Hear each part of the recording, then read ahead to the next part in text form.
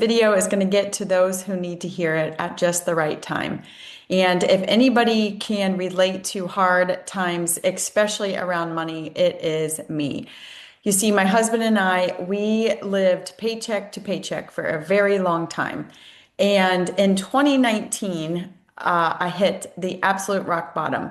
We had been on a plan where we were living on rice and beans, snowballing our way as much as we could out of debt. And the reason we really struggled financially was because for the majority of our beginning married years, we did not earn a lot of income. We started off with me doing ministry, and my husband was a full-time college student.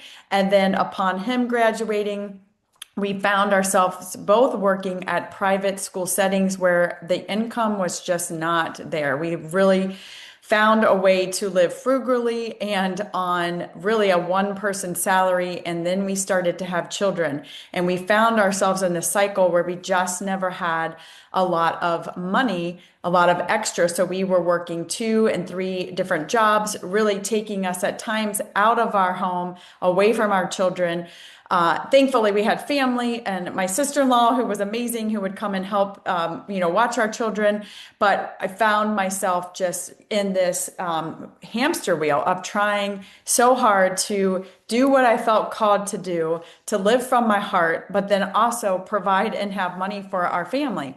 And so eventually, my husband ended up starting his own company, but it took us a few years to get to that point. And prior to him starting his own company, we had been in a house for about a decade that we ended up having to go through a short sale.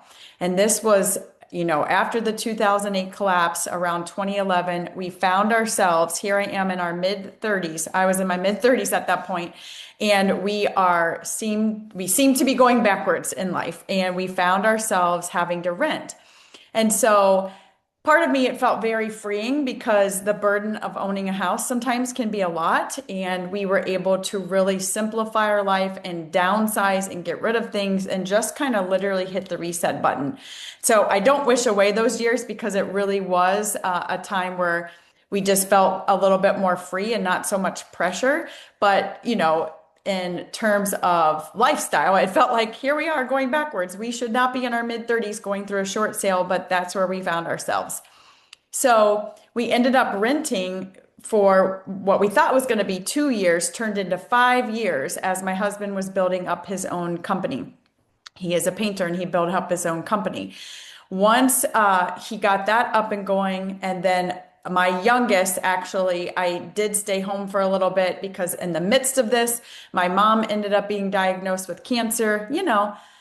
Guys, life just will keep on lifing. That's one thing I've learned now in my early beginning stages of the decade 50. I've been through a lot of things, and one thing that hasn't changed is life continues to life. And I've learned through these decades to really ground myself because the only thing I can control is this right here, how I show up, how I respond, how I react. Actually, I want to be a responder, not a reactor, but life is going to do this. So I have to learn to be steady. So anyway, fast forward, we ended up in 2016 buying a house that we renovated and gutted pretty much the whole thing from the inside out and made that our home for several years. Along this journey for that decade after our short sale till about 2019, we had been following that snowball method. And we had been so focused on paying off debt. And I will add that my husband was reluctant, I can say, because he works very hard and his job is laborious.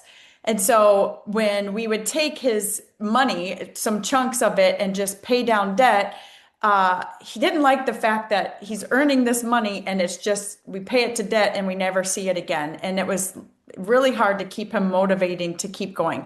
Now, we were having some success and we were paying down our debt, but the problem was it seemed that each time we would pay off a debt, life would life.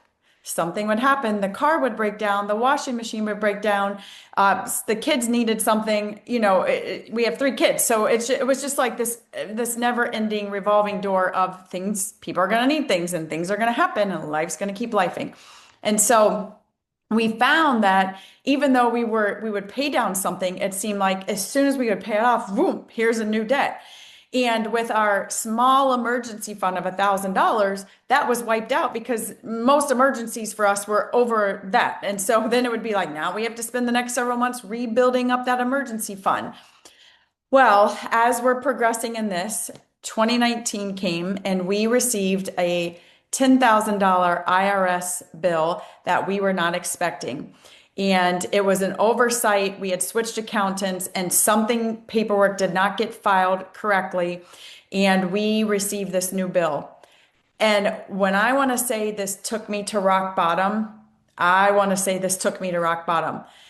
It was right at the beginning of 2019. It's supposed to be the new great year. And here I found myself literally locking myself in my bedroom for what felt like a long time, but I honestly know it was about 3 days where I didn't want to talk to people. I really struggled to have hope at that time. I was so tired of the financial burden, of the stress that when you don't have money, what that does to your nervous system, what that does to your mindset, what that does to giving, right? We just came out of Christmas. And so we had been saving up cash to be able to buy. And so thankfully we didn't have much credit card debt or anything.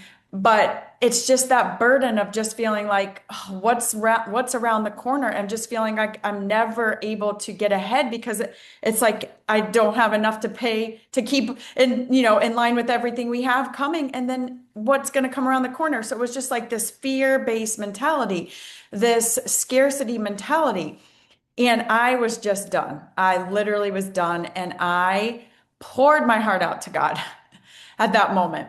And I just said, there has to be another way. And so after I had my pity party and I had my time to sulk and just really feel frustrated and kind of isolate myself for some time, I picked myself back up, and I said, okay, I felt hope rise within. I felt that, I do believe that there is a better or a different way that I'm not aware of, and I'm not ready to give up. I have three kids, I have an amazing husband, and I have really a beautiful life and family and friends that surround me, and I'm staying in this game here. So lo and behold, within probably a week, I came across what I am calling the money flow method, which is just a totally different way to run your money. And when I'm saying it's totally different, I want you all to think about, we're so programmed. This is called your paradigm, just your automatic. We're so programmed, especially in the world, but in the United States, to just go with the masses and do what everybody tells you to do. And one of those things is we don't ever question how to bank. We just do what we're told. You get a job, you get a check, you put it in your checking account, you might build a savings account, and then you start investing if you get a job or have a 401k, or some people never even get to that point, right? But we know how to do checking, and we know how to do savings, and we know how to pay every bill from our checking account and pay the bills. Well, this money flow method that I'm going to be sharing on this channel basically flips that whole script. And we no longer leave our money just sitting idly in the checking account for the banks to turn around and loan out to others and earn interest on. We have learned to use the bank's tools that they're willingly offer to flip that script and begin to use the banking tools to fund our life versus we take our life and fund the banks. So I'm going to leave you a little bit on a cliffhanger here. Keep following along because I'm going to break down this method, okay? It is a game changer, and it's something that I have held in for too long. I want to get out to the American people and the world because I think once we learn that we can flow our money differently, And I like to think of money as a flow. I used to see it as just a hard stop, like, oh, I don't know. I'm waiting for that next paycheck. How are we going to pay our bills? I cannot tell you the relaxed feeling I have now that we have a movement, a way that our money literally flows. And it's like we can recycle it over and over and over again. And the stress that has been released because we have this now access to abundance where before it was scarcity. There is abundance here, and many of us might even have these tools at our discretion right now and not even know it because we've been trained to see things one way. And so on this channel, I want to expand your awareness. I want to expand your thinking. I'm going to challenge your thinking, and it's not comfortable. It is not comfortable when we're learning something new. But if you're willing to take what you've learned, unlearn and relearn, follow along for more because I believe this will bring you hope. So if you're struggling financially today, I think that's why you found this channel.